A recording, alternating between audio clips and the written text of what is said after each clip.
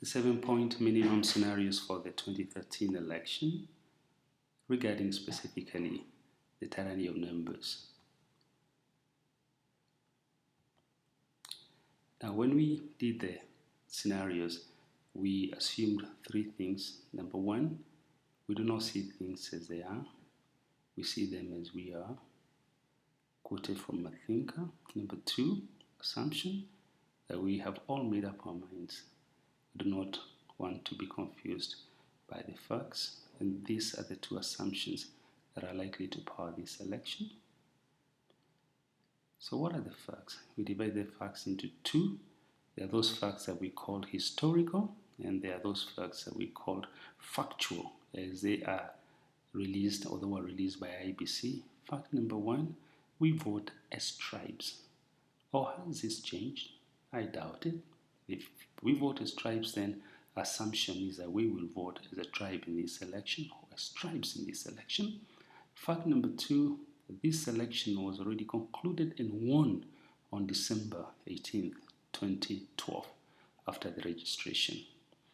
Well, as some people are sleeping through the revolution during the registration, others were scheming. The facts that are numerical, we look at the raw ethnic numbers by IBC. You can see here the Yama vote is 4.3 million. The Kalenjin vote is 1.8 million. If indeed we're going to vote as ethnic groups, the ethnic alliance of both Gema and the Kalenjin then has 6.1 or 6.2 million votes. The coalition that brings together CORD as the Luo is 1.676 million, and 80% of the Kamba voted 1 million. And Turkana, for good measure, we threw them into court as well. We could have thrown anybody, but for good measure, just to pump up the figures. And that gives you 2.8 million votes for CORD, if we are to vote ethnically. Now, this is how we broke up the numbers. Within Jubilee, the Kikuyus are there. You can see that 3.4 million. The Kikuyus registered with annoyance. Kiambu alone, for instance, has close to 1 million votes. The Kalenjin there give you 1.8 million. And then, of course, the Embu and the Mero give you 866 million votes. If they all vote as a block, this is what gives us 1.2 million votes. The Luos there are at 1.56 million, or close to 1.6 million. Then you add the 80% Kamba vote, which is 1.3 or thereabouts, including the Turkanas, and the total is 2.8 million votes. And then, of course, Amani. And here we assume that all the Luyas will go with Mudavadi, but we could be so fundamentally wrong with that. And if you take all the Luya votes and you added them all to CORD, you still get about 4.6 million votes, which is still almost 1.5 million away from what Jubilee starts with. The other 36 communities of Kenya, which are also being known as the swing votes, then are at 3.4 million. This is basically the ethnic breakdown, if ethnicity is a reference point in this election. Now, is it possible for any of the coalitions to hit the first round victory, as they've been telling us they'll do it in 90 minutes? Let us examine the facts as they are. What is a 50 plus 1% cutoff? And it is at 7.17 million votes, and this is if we vote 100% voter turnout.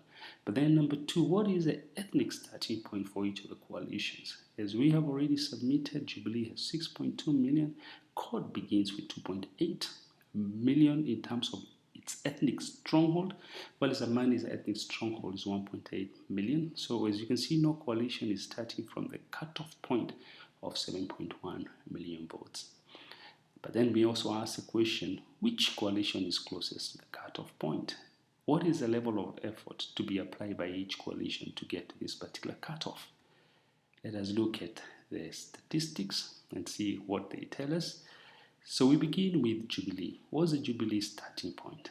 Jubilee starting point is 6.18 or 6.2 million, which is shy by about 900,000 votes from the cutoff.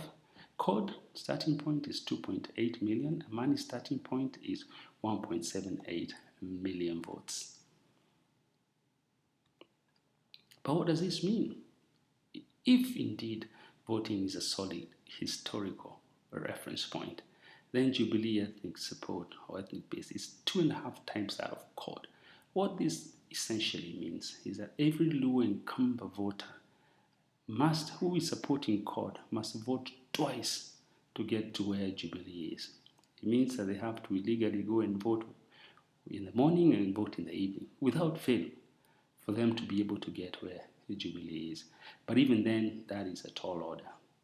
But as we have also mentioned, if the Luhya nation abandoned Amani and voted for CORD overwhelmingly to the last man, this only adds up to 4.6 million votes as a starting point against Jubilee's 6.2 million votes. This is what we are calling the tyranny of numbers, and so we are saying the election was already won by December 18th when we finished registering.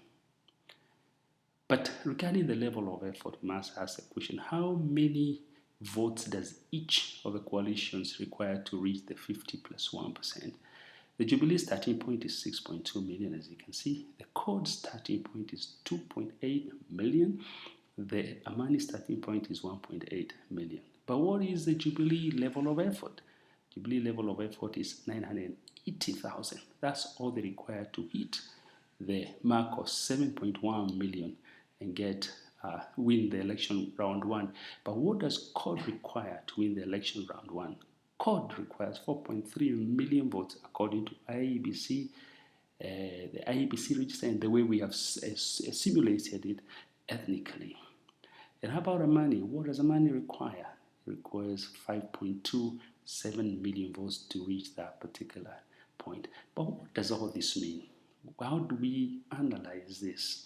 Analysis of this is very simple, that for every one vote, Jubilee has to mobilize to reach 50 plus 1%. CORD has to mobilize 4 votes. And the level of effort, therefore, and the ratio of the level of effort is 1 to 4. That is 1 for Jubilee, 4 for CORD. And this means, therefore, that CORD has to work 4 times harder and spend 4 times more, even spend 4 times more sleepless nights, as the Jubilee fellows are spending only 1 night for them to be able to even out. So for every 1 vote persuaded by Jubilee, CORD has to lose 4. And for every 4 votes persuaded by CORD, Jubilee will lose 1. That is in pursuit of the 50 plus 1% cutoff. So the question is, who will get there? This is what we are calling the tyranny of numbers. What about the swing vote? Where will it go? I want to assume that we add it all to CORD. We assume that all the remaining 36 communities will caranoid and vote for CORD. Where will that take CORD? As you can see, the Jubilee support is there, 6.2 million. So you take the Luo support, you add the Kamba support, and then you take all the 36, the entire 36 communities added together. You add them all together, and you ask, so where does that leave CORD? It takes them to 6.2 million votes. And as you can see, not very far away from where Jubilee basically is. And Amani, as you can see, is down there. Even if you take the entire 36 communities, also known as a swing vote, and you give them to Amani, will they reach the 50 plus 1%? I doubt it. But if you were to take all the 36 and you give them to Jubilee, I think the results are obvious right there. So what is a coalition of the 38 tribes? Would the 38 tribes then make a difference if the Luos and Kamba are joined by all the 36? Would they reach that particular point? As I have said before, it is difficult. So our conclusion here is really that the tyranny of numbers, or the entire country, is going to be terrorized through these particular numbers by only 2 or so communities, as it were. Regarding the runoff, are there surprises that we are likely to see? I think the first fact is that the runoff will most likely be between Jubilee and CORD. That is if it happens. The second fact is that this runoff presupposes a voter turnout that is similar across board. That is, everybody, all the coalitions will have a similar runoff rate, will have a similar turnoff rate. 50% turnoff, 50% turnout for everybody, or 100% turnout for everybody across board. That's amongst the coalitions. But if the swing vote is distributed equally amongst the coalitions, but voter turnout is low for CORD, then Raila will become number 3. And the trouble in our view is that the people who will compromise the Raila candidature are the Kamba, if they are not completely persuaded, because they can be swayed in any particular direction. And this is how, in our thinking, of simple simulation, we are seeing that Jubilee turnout is 50% and CORD turnout is 50%. And then Amani turnout happens to be 70%. You see, in a situation, a scenario like that, definitely the runoff will be between Jubilee, that is Uhuru Kenyatta and CORD, and Amani. We offer some unsolicited recommendations. Recommendation number 1, completely unsolicited, Raila's strategy should be to stop Jubilee from winning first round. If he does not stop them from winning first round, he will not have the second chance of doing a runoff. Similarly, he must stop Amani from kicking CORD to that position ahead of the runoff. I think these two realities are things Raila cannot ignore. Second recommendation, totally unsolicited, is that ICC trials should be deferred until the two suspects are declared winners. And with these scenarios, our thinking is that they ain't showing up at The Hague. They will not go, they will stay here in Kenya.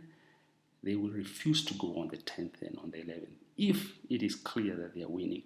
Whether we have a runoff or no runoff, whether they win first round, they will not show up. So the best case for purposes of preserving the country is to ensure that those trials are deferred. Then number 3, those threatening sanctions, especially the Western nations, should start preparing the package. And they should do so seriously. They need to move from rhetoric to action. And this is because a tiger does not declare its integrity, it pounces.